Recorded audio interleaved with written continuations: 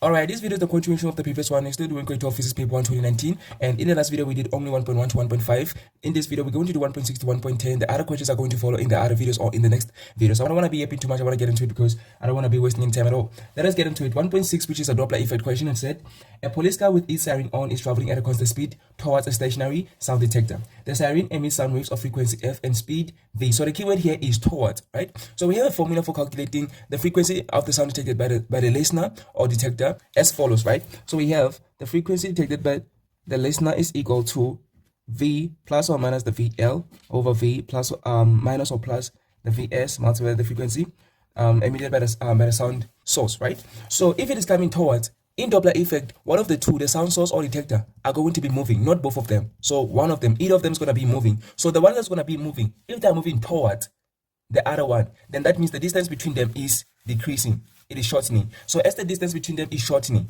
then the frequency of the sound detected by the listener is going to increase as the distance shortens. But if the other person or one of the two is moving away, then the frequency of the sound detected by the listener is going to decrease. So that means as the distance increases, then the frequency of the sound detected by the listener is going to decrease. So the person is going to hear less and less and less sound as the other person goes away or as them goes away, right? So one of the two is going to be moving. It is not going to be both of them in Doppler effect. It's going to be either the listener or the sound source. So if the listener is moving, the listener is going to move towards or away from the sound source. If it is the sound source that is moving, the sound source is going to move away or towards the listener. So if they are moving away, then the frequency of the sound source detected by the listener is going to decrease as the distance increases between the sound source and the listener. So that means that if one of them is moving away, the frequency is going to decrease, right? I'm talking about the frequency of the sound detected by the listener. But if one of them is moving towards, that means the distance between the listener and the sound source is decreasing, is shortening. Then the frequency of the sound detected by the listener is going to increase.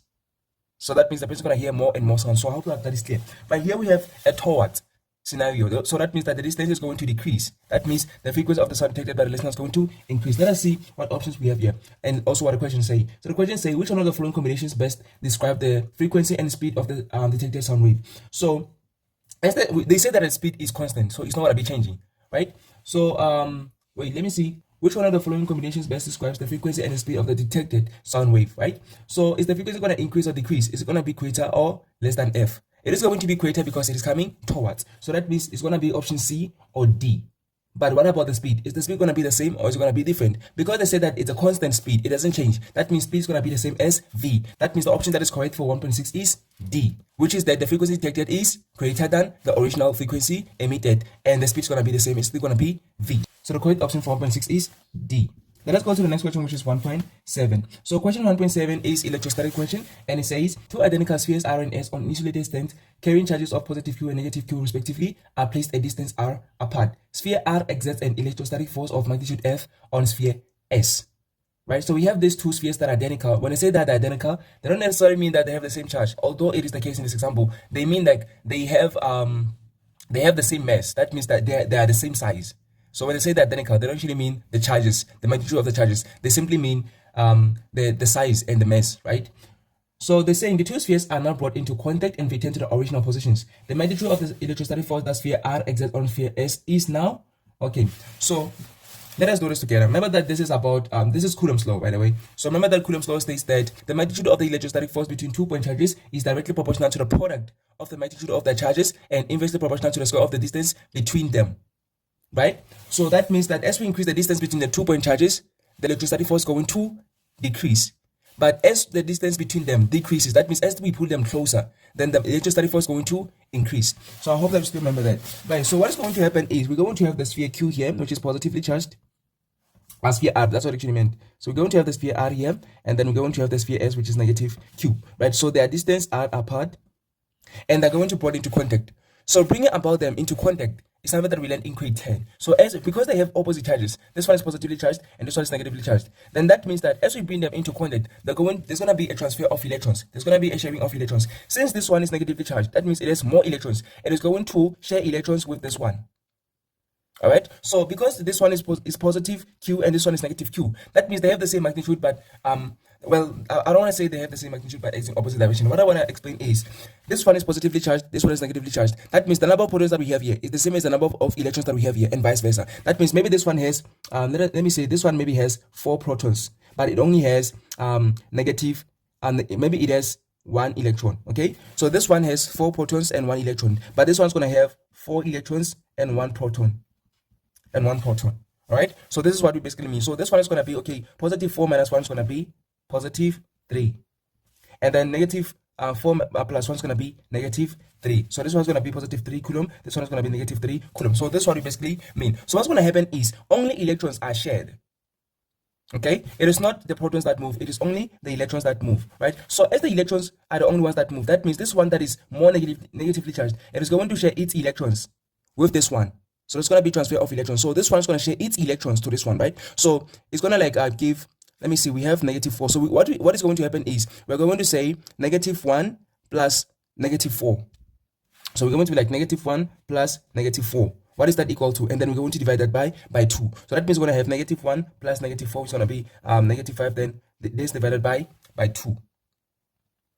All right, but since we do not actually know the number of electrons, I will just make it an example here. Since we don't know the number of electrons, then we're just going to be like, we're just going to consider the charges as they are. We're going to be like positive q minus negative q over 2.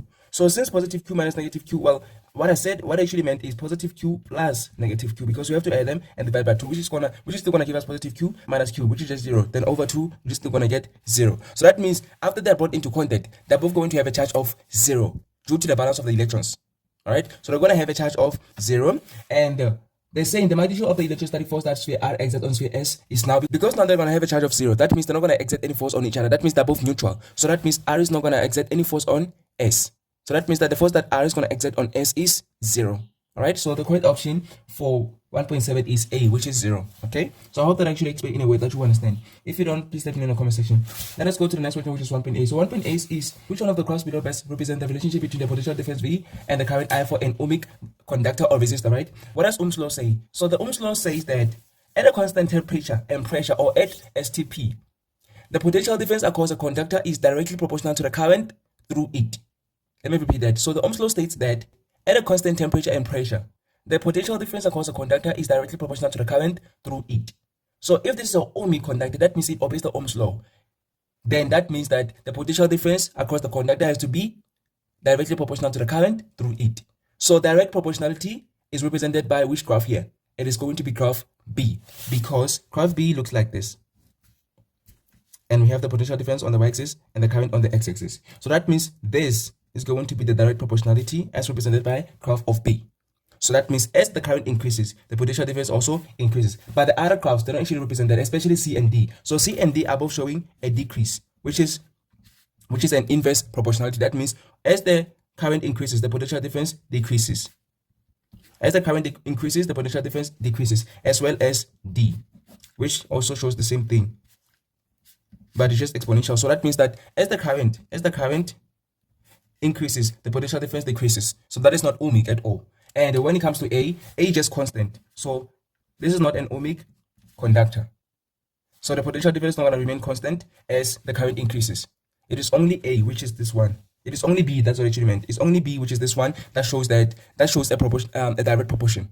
So I hope that we actually understand how I've gotten to the answer on this question. So 1.8 is B. Let us go to the second last question for this video, which is 1.9. So 1.9 says, which one of the following combinations regarding the energy convergence in electric motors and electric generators is correct? In electric motors, the energy conversion is going to be from electrical to mechanical. And then in electric generators, the energy conversion is going to be from mechanical to electrical. So I hope that you still remember that. This is one of the questions that we're just going to utilize elimination method to get to the correct answer. So I think 1.6 to 1.9 so far, we've utilized elimination method because these questions were obvious. So there were no difficult questions from 1.6 to 1.9 so far, right? I don't know about 1.10, but the correct answer here is going to be the energy conversion of the motor is from electrical to mechanical, and of the generators is from mechanical to electrical. So that's obvious. That is something that we learned during the course of the year, right? So is it going to be A, electric motors, mechanical to electrical? No. So remember that with electric motors, the energy converges from electrical to mechanical. So the only options that we're going to consider here are C and D.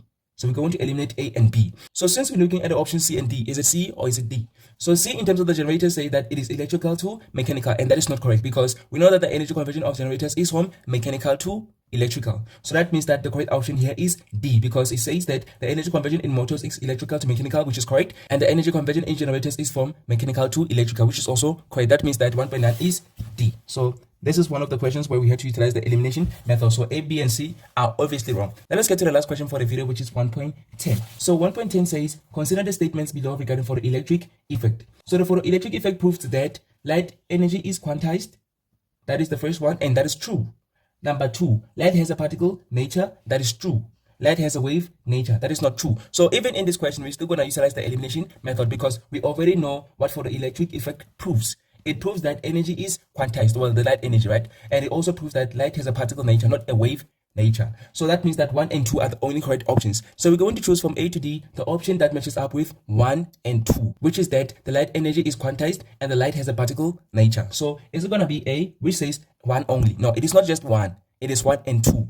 So B says 2 only. No. C says it's 1 and 2 only, which is correct. So that means that the correct answer here is C.